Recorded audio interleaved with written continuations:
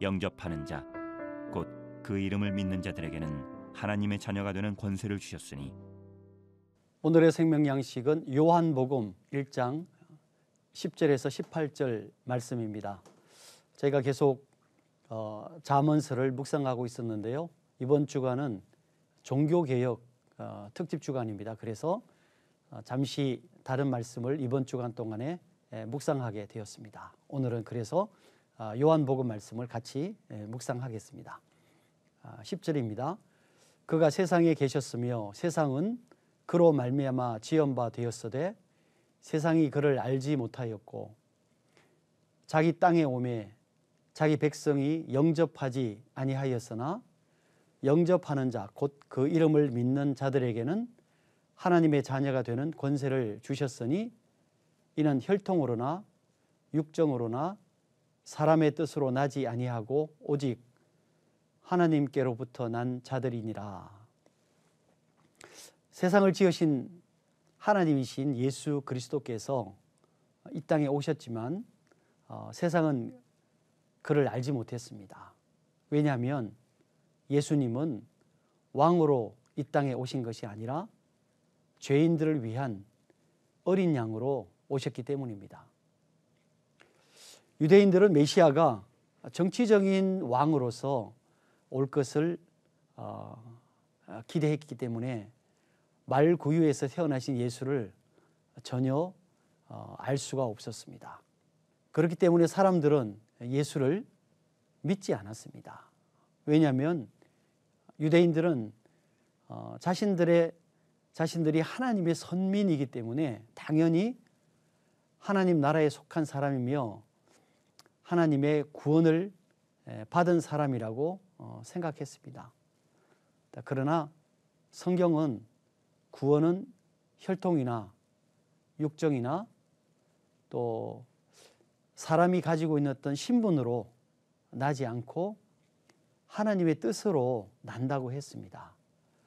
이 말의 의미는 무엇입니까? 하나님의 말씀을 믿을 때 구원이 생긴다, 구원을 받을 수 있다, 이런 의미겠죠. 이는 유대인들이 생각하고 있는 것과는 전혀 다른 의미다 하는 것을 성경은 밝히 얘기하고 있습니다. 14절입니다. 말씀이 육신이 되어 우리 가운데 거하심에 우리가 그의 영광을 보니 아버지의 독생자의 영광이요 은혜와 진리가 충만하더라. 요한이 그에 대하여 증언하여 외쳐 이르되 내가 전에 말하기를 내 뒤에 오시는 이가 나보다 앞선 것은 나보다 먼저 계심이라 한 것이 이 사람을 가리킴이라 하니라. 우리가 다 그의 충만한 데서 받으니 은혜 위에 은혜르라. 율법은 모세로 말미암아 주어진 것이요 은혜와 진리는 예수 그리스도로 말미암아 온 것이라. 본래 하나님을 본 사람이 없으되 아버지 품속에 있는 독생하신 하나님이 나타내셨느니라. 말씀이 육신이 되어 우리 가운데 거하심에 의 의미는 창조주이신 하나님께서 이 땅에 오셔서 사람의 몸을 입고 이 땅에 거하셨다는 것입니다. 그는 심지어 광야에서 40일 금식하시면서 사단에게 시험을 받으셨습니다. 사단은 광야와 금식이라는 혹독한 상황에서 예수님께 세 가지 시험을 하면서 무슨 생각을 했겠습니까? 우리가 시험받는 예수님을 생각해 보면 예수님께서 사단을 물리치고 그 시험을 잘 통과하는 것이 참 마땅하다 이렇게 생각을 하지만 그러나 사단의 생각은 우리의 생각과는 조금 달랐던 것입니다. 사단은 예수님께서 사단의 시험에 넘어가기를 원했습니다. 우리가 본문을 잘 읽어보시면 사단이 예수님께 원했던 것은 예수님이 하나님의 능력을 나타내는 것이었습니다.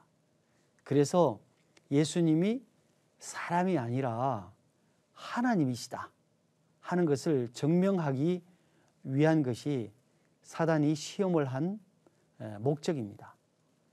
그러나 예수님은 사람으로 온전히 그 시험을 견디셨고 하나님의 말씀으로 그 시험을 이기셨습니다.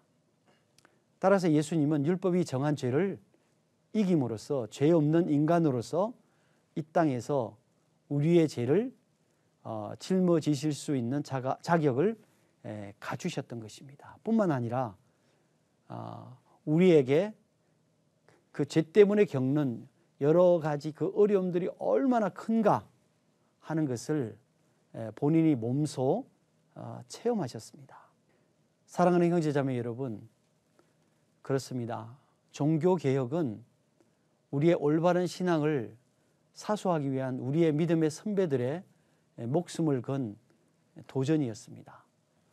그들은 오직 믿음으로만 구원을 받을 수 있다는 이 단순한 이 성경적인 원리를 지키는 것에 그들의 목숨을 걸었습니다.